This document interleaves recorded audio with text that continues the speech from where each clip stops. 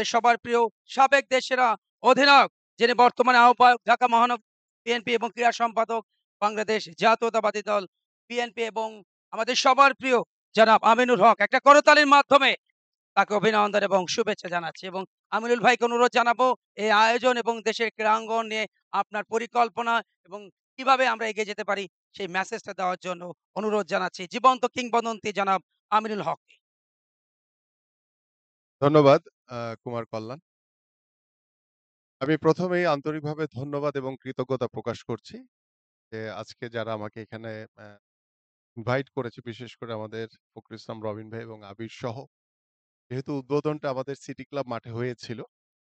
তো এই ফ্র্যাঞ্চাইজি যারা আজকে প্রায় ১০ টি দলের বোধহয় আজকে ফাইনাল অনুষ্ঠিত হচ্ছে। তো ২ দলের প্রতি আমার শুভকামনা রইলো যে আমরা দিন শেষে কোনো একটি দল বিজয়ী হবে, কোনো একটি দল পরাজিত হবে। বাট সর্বশেষ হচ্ছে যে আমরা ক্রীড়াঙ্গনের সবাই আমরা বিজয়ী হিসেবে আমরা মাঠ ছাড়তে চাই।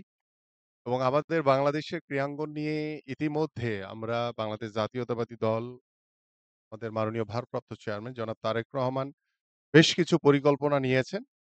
এবং তার ভিতরে অন্যতম যেটি আমরা ১ম এই শুরু করতে চাই যে আমরা সারা বাংলাদেশের সকল স্কুলের শিক্ষা প্রতিষ্ঠানে আমরা খেলাধুলাকে বাধ্যতামূলক করব। এটি আমাদের ইতিমধ্যে সিদ্ধান্ত হয়েছে। আল্লাহ পাক যদি আমাদেরকে আগামী ফেব্রুয়ারিতে যে নির্বাচন হবে, সেই নির্বাচনে বাংলাদেশের জনগণের ভোটে নির্বাচিত করে, ইনশাআল্লাহ আমরা বিশেষ করে আমাদের যে অলিম্পিক গেমসে আমাদের ফুটবল, ক্রিকেট তো অবশ্যই থাকবে। পাশাপাশি আরো কয়েকটি খেলাকে আমরা প্রাধান্য দিয়ে আমরা স্কুল পর্যায়ে ক্লাস 4 থেকে প্রত্যেকটি খেলাকে আমরা বাধ্যতামূলক করতে চাই।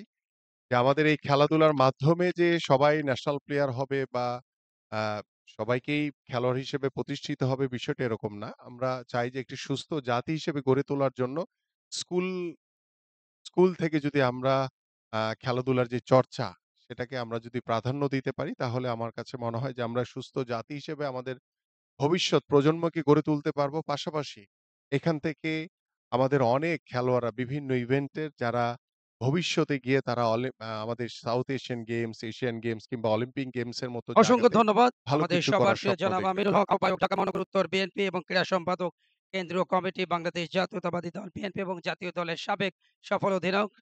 এবারে আয়োজকদের পক্ষ থেকে সম্মাননা ক্রেস্ট তুলে দেওয়া হবে প্রধান অতিথি জনাব আমিনুল হকের হাতে। প্রদানের জন্য অনুরোধ জানাচ্ছি জনাব ফখরুল ইসলাম রবিন, ১ নম্বর ভাইস প্রেসিডেন্ট, যাত্রাবাড়ি স্বেচ্ছাসেবক দল এবং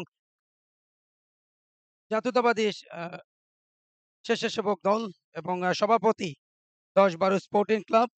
তাকে অনুরোধ জানাচ্ছি প্রধান অতিথি জনাব আমিনুল হকের হাতে ক্রেস্ট তুলে। আমাদের স্পেশাল গেস্ট গাজী রেজওয়ানুল হোসেন রিয়াজ, যুগ্ম আহ্বায়ক, তার হাতে তার জন্য অনুরোধ জানাচ্ছি secretary 10-12 sporting club mister Abir Hossain মিলন।